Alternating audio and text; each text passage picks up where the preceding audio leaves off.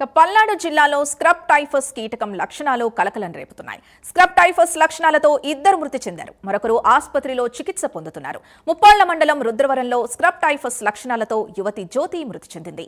జ్వరం, ఒంటి నొప్పులతో ఆసుపత్రిలో చికిత్స పొందుతూ మృతి చెందింది.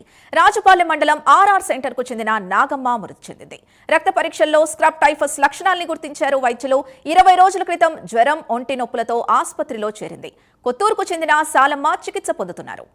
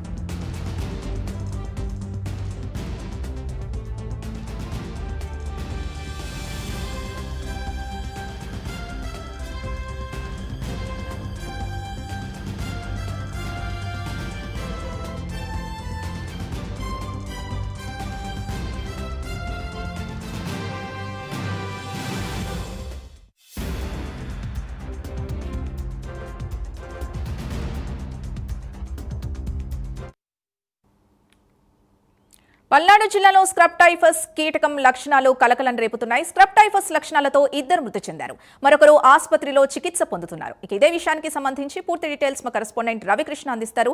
రవికృష్ణ, చెప్పండి, ప్రస్తుతం స్క్రబ్ టైఫస్ తో ఇద్దరు మృతి చెందినట్టు తెలుస్తోంది. ఇంకా ఎంతమంది ఈ వ్యాధి బారిన పడ్డారు? వైద్యాధికారులు ఏమంటున్నారు? అంటే ఏదైతే ఈ స్క్రబ్ టైఫస్ అనేది ఉన్నదో ఈ సబ్ టైఫస్ వ్యాధితో మాత్రం పల్నాడు జిల్లాలో ఇద్దరు మృతి చెందగా మరొకళ్ళు అయితే మాత్రం ప్రజెంట్ ఆ వ్యాధి సోకినట్లుగా కూడా నిర్ధారణ అయినటువంటి పరిస్థితి. ఈ స్క్రబ్ టైఫస్ అనేటువంటిది ఒక క్రిమి. ఈ క్రిమి మనకి మామూలుగా నల్లిలాగా ఉంటుంది. అది కుట్టిన తర్వాత ఈ వ్యాధి అనేది వస్తూ ఉంటుంది. వ్యాధి వచ్చేటువంటి క్రమంలో ప్రధానంగా కూడా ముందుగానే గుర్తించాలి. అదేవిధంగా కూడా బ్లడ్ టెస్టులు చేయించుకొని ఆ వ్యాధి నిర్ధారణ చేసుకున్న తర్వాత దానికి అనుగుణంగా కూడా మందులు వాడాలి అని చెప్పి ఇక్కడ ఉన్నటువంటి ఎవరైతే ఈ మెడికల్ అధికారులు అయితే చెప్తూ ఉన్నారు.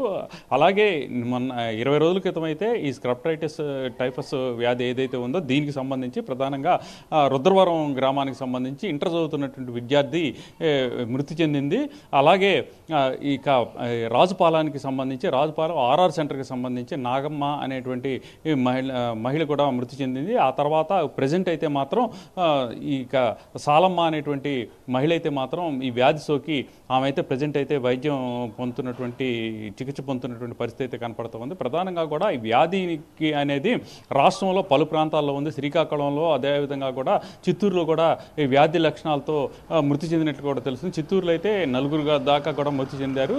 కొత్తగా కూడా పల్నాడు జిల్లాలో ఈ స్క్రబ్ టైఫస్ అనేటువంటి వ్యాధి రావడంతో మాత్రం ఇక్కడ వైద్యాధికారులు అయితే మాత్రం అప్రమత్తమైనట్లు కూడా తెలుస్తుంది. ఈ వ్యాధి లక్షణాలను అయితే ముందుగానే వైద్యాధికారులు చెబుతూ ఉన్నారు. మామూలు జ్వరంగానే వస్తుంది. కాకపోతే ఈ స్క్రబ్ టైఫస్ అనేటువంటి ఈ క్రిమి కుట్టినటువంటి ఈ బగ్ కుట్టినటువంటి సందర్భంలో నల్లటి ప్యాచెస్ అయితే బాడీ మీద వస్తాయి. ఆ తర్వాత జ్వరం వస్తుంది. జ్వరం వచ్చిన తర్వాతతో పాటు ఒళ్ళు నొప్పులు, ఆ తర్వాత అయితే మాత్రం లివర్కి సంబంధించిన ప్రాబ్లమ్స్ క్రియేట్ అవుతాయి. అప్పుడు వెంటనే కనుక గుర్తించి కనుక వైద్యం చేయించుకుంటే ఇబ్బంది ఉండదు. లేకపోతే మాత్రం మృత్యువాతన పడాల్సిన పరిస్థితి ఉంటుంది అని చెప్పి ప్రభుత్వం కూడా ఈ స్క్రబ్ టైఫస్ వ్యాధి ఏదైతే శ్రీకాకుళంలో వచ్చినటువంటి సందర్భంలో తెలియజేసినటువంటి పరిస్థితి.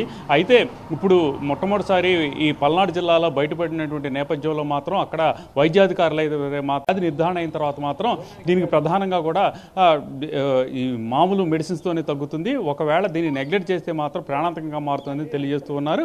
ఇప్పటికే వైద్యాధికారులు అయితే మాత్రం అక్కడ పూర్తి స్థాయిలో కూడా ఈ పరీక్షా కేంద్రాలను ఏర్పాటు చేసినట్లు కూడా తెలుస్తుంది. Right, thank you Ravikrishna.